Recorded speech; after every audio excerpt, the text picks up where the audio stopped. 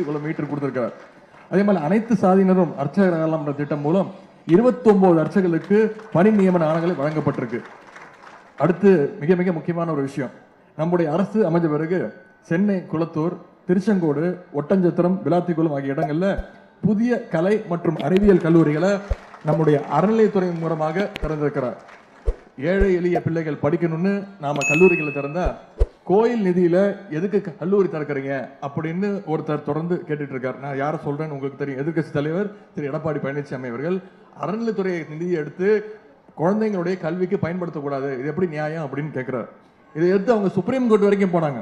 ஆனா கோர்ட் என்ன சொல்லி தெரியுமா, அறநிலைத்துறையுடைய பணம் மக்களுக்கு தான் சொந்தம், அது கல்விக்கு உபயோகப்படுத்தலாம் அப்படின்னு அலோவ் பண்ணிட்டாங்க. எனக்கு இப்ப என்ன சந்தேகம்னா, இன்னைக்கு அறநிலைத்துறையின் சார்பாக இவ்வளவு திருமணங்கள் நடக்குது, இதற்கும் அவர் கோச்சுக்கிட்டாலும் கோச்சுப்பாரு. அது எப்படி அறநிலைத்துறை பணத்தை எடுத்து நீங்க மணமக்களுக்கு திருமணம் நடத்துவீங்க அப்படி